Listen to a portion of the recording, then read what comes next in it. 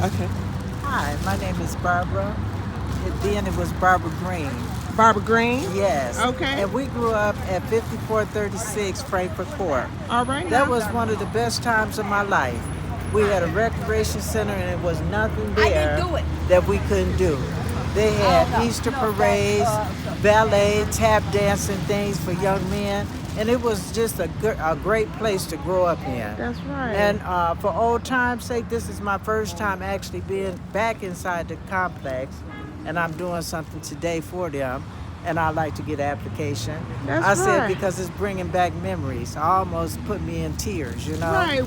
Well, application accepted because once Parkside, always Parkside, right? That's right. And your assignment today was Parkside, so Hey, Parkside it is. that's We stand right. on Parkside business with God's approval. That's right. That's right. All right. And I'm happy to be. I'm elated. And thank you for being our bus driver today and picking up this God's assignment. My pleasure. My pleasure. Society talk for us. No. Oh, I love it over there. That's right. This $1,250,000 includes remediation or just testing? So right now, it's just gonna, so we think 250, 260, not really sure because they're using two labs. Right. And we're trying to get the information back, so we don't have a quote on that. We just have a quote on the work they can do when they're subcontractors. Right. Can do as well, right? We don't have a lab part, so as of today, we don't have a lab part. Okay. So, 6 rooms that are currently used by the Friends of Parkside, or work until recently currently used by Friends of Parkside. It was a holdover lease from our acquisition of the LLC that gave us full and complete ownership of Parkside, so we could go forward with our redevelopment efforts there. That month-to-month lease continued from our acquisition all the way through last month. And what I wanted to share with you about that was in late 2024, members of the community of Parkside approached the Housing Commission about holding a resident council election. We have been, with the work of our resident services department, seeking to create resident councils at every public housing development so that we can have a resident voice, especially as we are beginning to consider more aggressive rehabilitations of our properties. Resident council, the folks asked and advocated for resident council and asked for a proper election to be held, which has independent supervision, and they asked for the HUD handbook to be followed in executing that election. So in January, an election was completed, and there were 5 resident council members selected. The 5 resident council members were negotiated with us, like all the other resident councils, an MOU. In that MOU, each resident council was allowed to get a sort of subsidy for their operations. They're allowed to get and allowed to get office space if they request it. The Parkside resident council requested office space.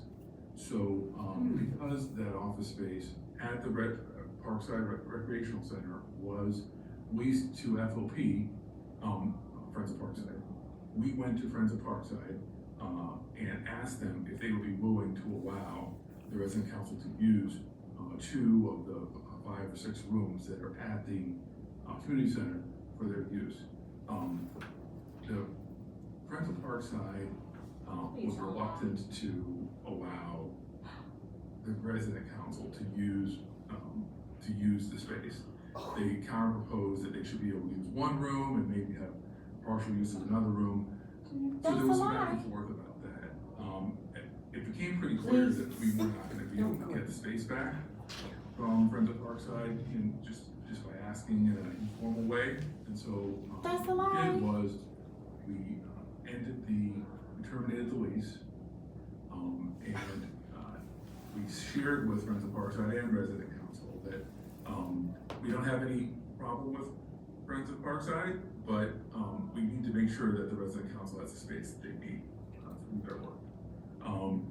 So unfortunately, recently there's been a lot of public dialogue generated by Friends of Parkside about this. We welcome, people have the right to protest and make their voices heard, including the resident council of Parkside, I should add. We welcome all of those voices. But I did want to just make sure you had that information, and members of the community who might be listening have that information, so that as questions are asked and comments are made about that, which we're anticipating a number, given that there's a group of folks who are here as part of it, raising their voices about this. I just want to make sure you had a good narrative of what. That is not a good narrative, that's a lie. Questions that you just asked me. What were the terms of the lease? What was the notice of the canceling of the lease? Like what was the whole process? So it's a $0 lease. It's $1 a month lease, essentially, and it expired in March, and then it went month to month thereafter. We issued a termination notice May 25th, and it was a 30-day notice period within that, which expired on Sunday, June 26th. So those are the details of the lease. Again, we are very open to, we recognize the importance of tenant voice. I also want to say, just in the interest of posterity, that for a long time, there are members of the Friends of Parkside have been involved in activism on that site, and that there was a time when Friends of Parkside was a representative group. Right now, however, at the advocacy of the tenants, the resident council is now the voice of that neighborhood. And while we have no quarrel with Friends of Parkside being part of how they advocate, we did want to make sure that that group had an office space that's consistent with the agreement we signed with them. So, again, there's going to be questions about this. I hope that when the full execution of the termination of the lease is complete, that there'll be some resolution reached where we're planning to, and have already offered that space to the resident council. They are reviewing the lease arrangements to see if they would like to do them.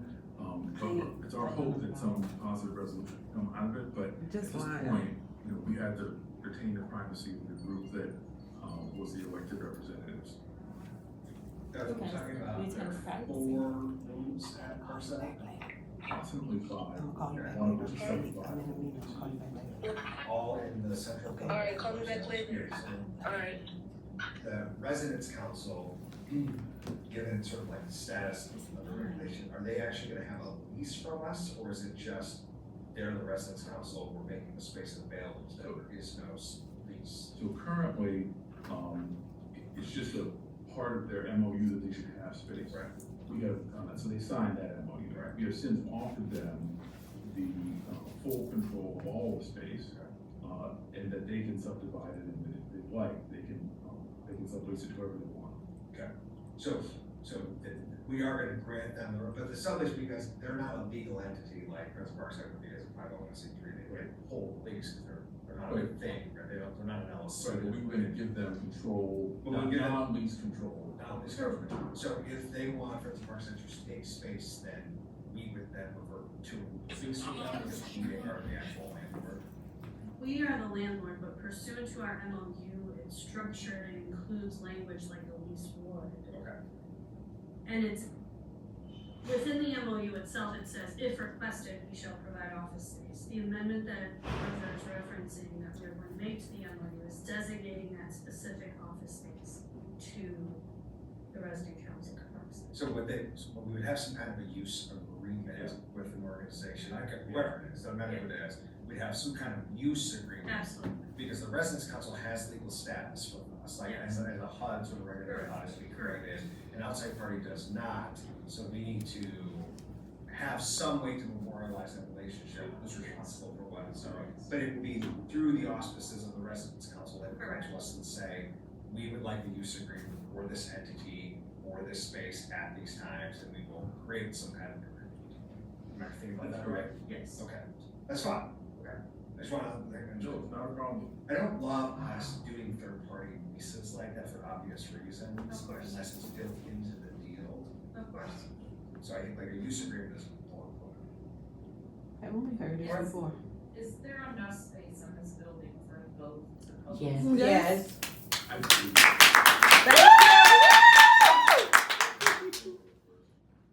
Thank you. Hey, can you make some space for this other group? Yes. Is there, Come on, speak up. I just wanted to make sure that members of the commissioners understood the background of this in case there are, as you will, over the next, the comment period, you will be hearing from people who have concerns about this. I just want to make sure that those listening, those You're lying.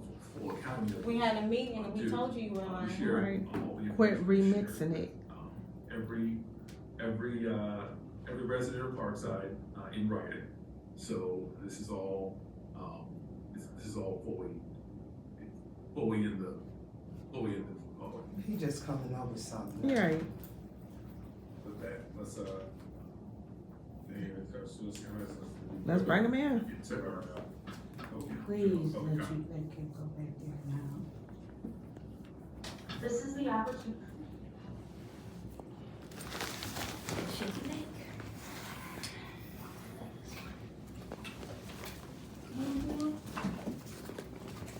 For public comment on matters unrelated to agenda action items. Comment is limited to 3 minutes for individuals and 5 minutes for group Calm down, representatives. take a deep breath. To ensure speakers adhere to the time limits, the timekeeper will give a 1-minute warning for persons with a 3-minute comment period and a 2-minute warning for persons with a 5-minute comment period. This warning will be by means of a tone. When the speaker's time is up, the timekeeper will disconnect the call. Yeah, that was to train people about. all right, good morning, everybody. I have a couple questions. That's my question. I can't hear. How are you guys prioritizing or positioning yourself, to deal with the immediate impacts of the HUD costs? And I think the HUD cuts, and I think that I've heard a lot of the questions or concerns that you guys are posing. So that's my first question, and it led me into, thinking about those 14 properties. So the 14 properties, my question is, instead of selling them all, have you guys thought about retaining the property itself, and then how you can leverage that? Because I know selling it off, you said it's about $6,000 proceeds, but what is the cost of having people retaining and to put the property in something, depending on the zone that they're in, where you can keep the land, keep everyone receiving money, that could possibly be greater than $600,000 that you're selling. So those are my 2 questions with that. My third question is completely different.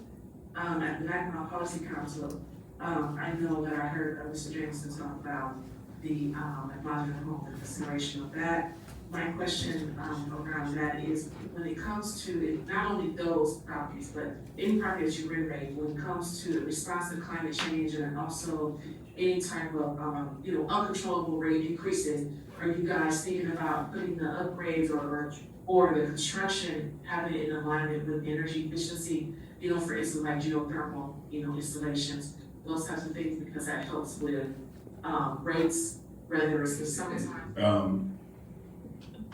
So I mean, we can make kind of quick responses and because this will be a lot more. So we'll definitely be kind of delving into that on the sale versus keep in that Housing Commission DLBA kind of presentation that we requested, because we want to make sure of exactly that this is the most efficient way to keep this housing, get rehabs and back into the sphere and towards affordability versus and ability to be managed or better off owned, so that as opposed to in the kind of trapped HUD zones where why it's been sitting there for so long in terms of what it costs us versus what it. We all worry about like 5,000 many our house, now we're eligible.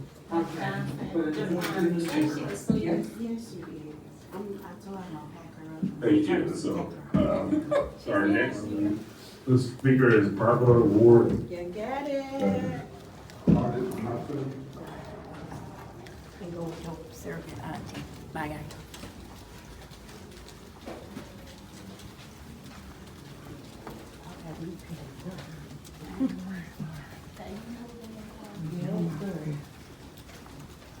Your spirit in the place. Right? You heard her? Let us speak it. Who's Barbara? Barbara? Who's Barbara? Barbara. Oh, was she? No. That wasn't her that went to go get. That's not our bus driver, is it? Okay, so I can only, we only got room. She's speaking for the group. Okay, so they can hear her in there. Okay. But you got two chairs.